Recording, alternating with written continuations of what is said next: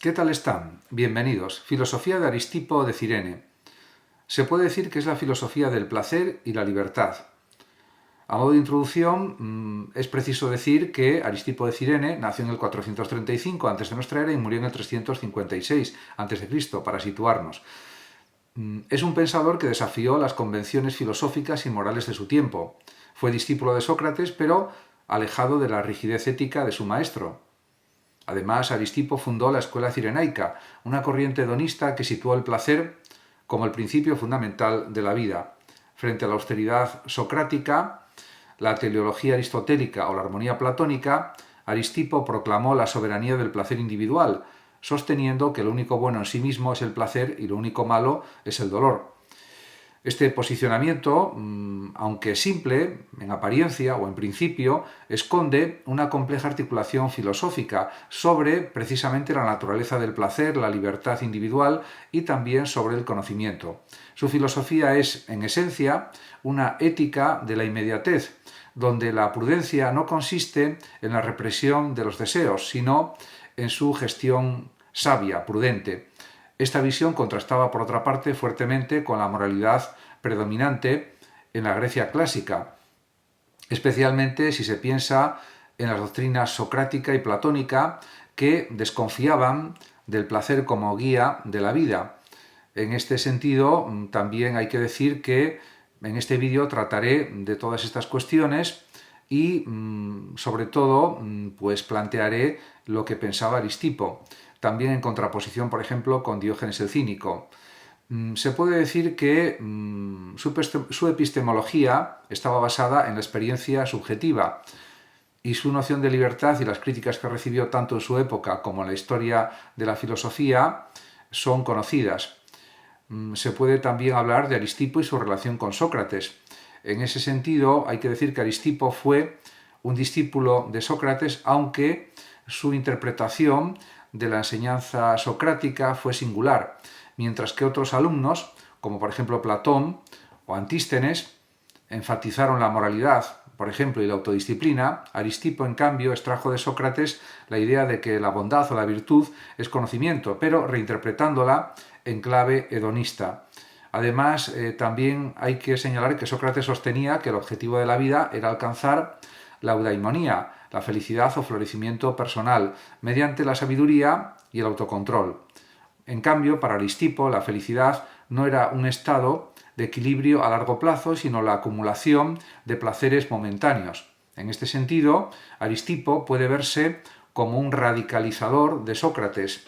Si el conocimiento podemos decir que nos permite vivir bien, entonces debe servirnos también para maximizar el placer y minimizar el dolor, desde la perspectiva de Aristipo. Pero este pensador también se distanció de Sócrates en su actitud ante la vida. Mientras que Sócrates predicaba la autosuficiencia y el dominio de los deseos, Aristipo defendía, en cambio, una adaptación flexible a las circunstancias. Su famoso lema, poseer sin ser poseído, resume esta actitud pragmática que consiste en disfrutar del placer sin volverse esclavo de él. Además, también hay que decir que esta postura lo convirtió en una figura controvertida y discutida. Frente a la imagen austera de los filósofos tradicionales, Aristipo adoptó un estilo de vida lujoso y mundano. Se dice que frecuentaba la corte de los tiranos y que mantenía relaciones con hetairas como Lais, lo que le valió la crítica de sus contemporáneos, de sus coetáneos. Sin embargo, Aristipo defendía su forma de vida con ingenio, argumentando que el sabio no es aquel que evita el placer, sino aquel que lo domina. Además, también en cuanto a su hedonismo, podemos calificarlo de hedonismo cirenaico. El núcleo de la filosofía de Aristipo es el hedonismo, la doctrina según la cual el placer es el bien supremo. Sin embargo, su hedonismo tiene también características específicas que lo diferencian de otras formas de hedonismo. Por ejemplo, el epicureísmo, que es un hedonismo posterior a Aristipo. Respecto a la naturaleza del placer, desde sus análisis se puede decir que para Aristipo el placer es una sensación inmediata y fugaz. No se trata de una felicidad abstracta o de un estado de tranquilidad, sino de experiencias concretas de placer sensorial. de placer de los sentidos, comer, beber, el contacto sexual, el descanso y cualquier otra sensación agradable son los fines naturales del ser humano desde su planteamiento filosófico. Además, a diferencia de Epicuro, por ejemplo, quien posteriormente hablaría de la importancia del placer moderado y de la ausencia de dolor como la verdadera felicidad, Aristipo no distingue entre placeres superiores o inferiores. Para él todo placer es valioso en sí mismo, sin importar su origen o naturaleza. En este orden de cosas, por tanto, hay una diferencia de doctrina evidente. Respecto al placer y el dolor, el hedonismo cirenaico también introduce una dualidad entre placer y dolor. Mientras que el placer es el único bien, el dolor es el único mal. No existen, por tanto, valores objetivos ni ideales trascendentes desde la perspectiva de Aristipo, solo nuestras sensaciones presentes que determinan, según él, lo que es bueno o malo.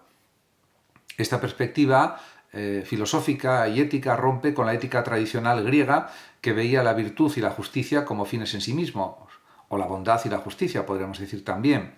Para Aristipo, en cambio, estas nociones solo tienen sentido si producen placer. La justicia no es buena por naturaleza, sino en la medida en que evita sufrimientos y permite disfrutar la vida. En cuanto a la prudencia hedonista, desde los planteamientos de Aristipo, a pesar de su exaltación del placer, Aristipo no defiende la entrega irreflexiva a los deseos. Su hedonismo es estratégico. El sabio no es aquel que se abstiene del placer, sino aquel que lo busca con inteligencia. Esto significa saber cuándo y cómo disfrutar sin caer en la dependencia.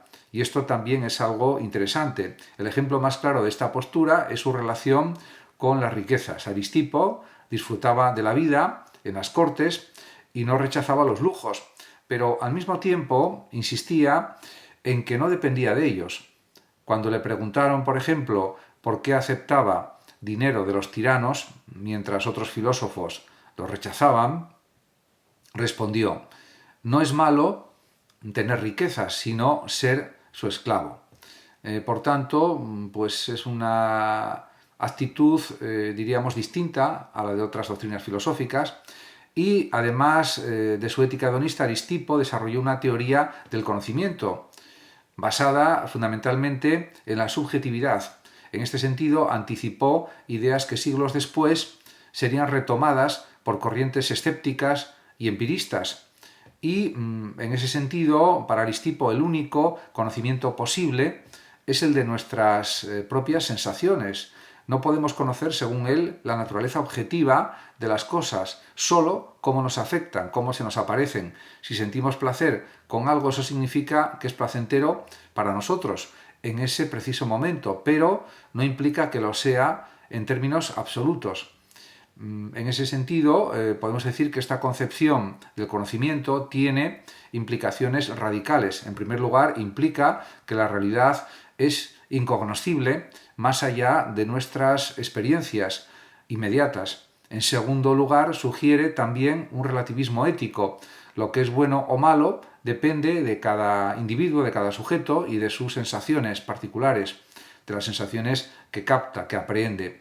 La libertad, según Aristipo, también es otra cuestión muy importante de la ética, ya que la filosofía de Aristipo no solo es una doctrina sobre el placer, sino también una reivindicación de la libertad individual, de la libertad personal. Para él, la verdadera sabiduría consiste en no estar sometido a nada, ni a los placeres, ni a las convenciones sociales, y en ese sentido también hay que decir que este ideal de libertad se expresa en su desprecio por los valores tradicionales y también en su capacidad de adaptación a cualquier circunstancia. Aristipo defendía que el sabio debe ser capaz de disfrutar de cualquier situación sin apegarse a nada. Y esto pues, es una enseñanza que también puede servir para la actualidad. Su actitud escandalizaba a sus coetáneos, pero en su visión la verdadera independencia no se alcanza a través de la pobreza o del rechazo del placer, sino a través del control sobre uno mismo. Y en este sentido se aproximaba a la doctrina estoica y a la doctrina epicúrea también, que serían posteriores a él. A modo de conclusión de esta parte del vídeo, se puede decir que Aristipo de Cirene representa una de las voces más audaces de la filosofía antigua. Su hedonismo radical, su escepticismo epistemológico y su defensa de la libertad individual lo convierten en un pensador atípico dentro del panorama clásico griego antiguo, se entiende.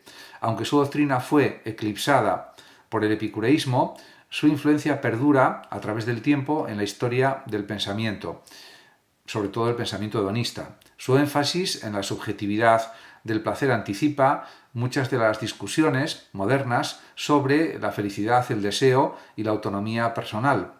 Y en este aspecto, pues Aristipo nos recuerda también que el placer no es un enemigo del pensamiento, sino un elemento central en la búsqueda de una vida auténtica, de una vida agradable también, en la medida de lo posible, en un mundo que constantemente impone normas y restricciones, y por tanto su mensaje sigue siendo también una provocación filosófica.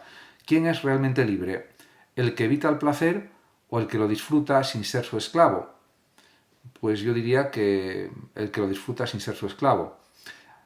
También se puede hacer una comparación entre las doctrinas de Aristipo de Cirene y Diógenes el Cínico, que representan dos caminos hacia la libertad filosófica.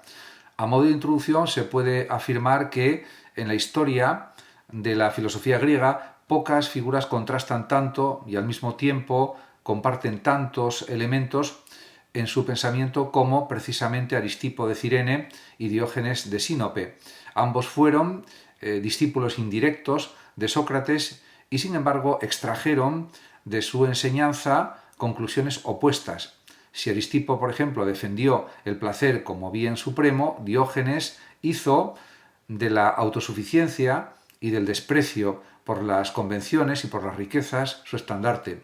Si uno buscó disfrutar de la vida en la comodidad de los palacios, el otro, Diógenes, abrazó la pobreza extrema como símbolo de autenticidad radical. Sin embargo, bajo esta aparente oposición, ambos compartían también una preocupación central, que era la libertad. Aristipo creía que la independencia consistía en dominar los placeres sin ser esclavo de ellos, mientras que Diógenes el Cínico entendía que la verdadera libertad solo era posible mediante el rechazo radical de las necesidades artificiales. Ambos fueron, a su manera, a su modo, provocadores, rebeldes y desafiantes ante la moral establecida, lo que los convirtió en figuras controvertidas de su tiempo y también en modelos de pensamiento sobre todo alternativo. Además, hay que señalar que, pues efectivamente, todas estas cuestiones, todos estos contrastes entre estos dos pensadores, significan también que hay pues una contraposición de ideas, pero que también hay una coincidencia en cuanto a la libertad y en cuanto a las formas de entender la vida. Respecto a la relación con Sócrates, podemos decir que tanto Aristipo como Diógenes fueron influidos por Sócrates, como ya dije anteriormente, pero interpretaron su legado de formas radicalmente distintas.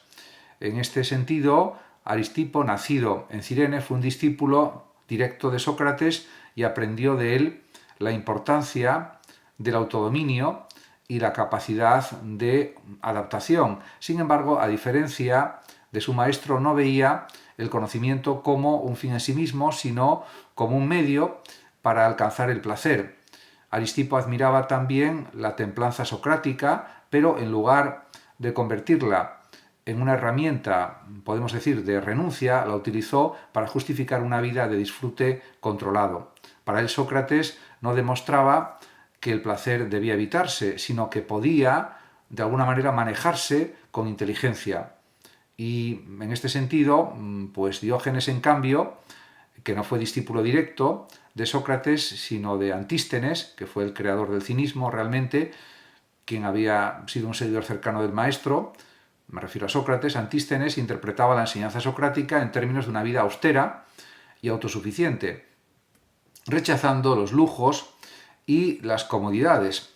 Diógenes llevó esta idea al extremo, convirtiéndose en la figura más radical de la escuela cínica. Para él, la lección fundamental de Sócrates no era la moderación, en el placer, sino precisamente la autosuficiencia absoluta y el desprecio por cualquier forma de dependencia. En definitiva, la afirmación real de una libertad que es necesaria para el cultivo de la filosofía y para la propia vida. Desde sus inicios, pues, se observa una diferencia clave. Aristipo toma de Sócrates la flexibilidad para disfrutar de la vida sin esclavizarse, mientras que Diógenes extrae de él la idea de que la verdadera libertad consiste en eliminar cualquier atadura, incluidas las del placer. Por tanto, se puede decir que, en cuanto a la concepción del placer y la virtud o la bondad, uno de los mayores puntos de contraste entre Aristipo y Diógenes es precisamente su concepción del placer. En cualquier caso, hay que decir también que los dos ejercieron una gran influencia a lo largo de la historia de la filosofía, sobre todo por su forma de vida, en el caso de Diógenes de Sinope, y por sus doctrinas y también su forma de vida en el caso de Aristipo de Cirene. Muchas gracias a todos por su atención y hasta mi próximo vídeo. El que lo desee puede compartir este vídeo, darle like o suscribirse a mi canal de YouTube. Hasta pronto.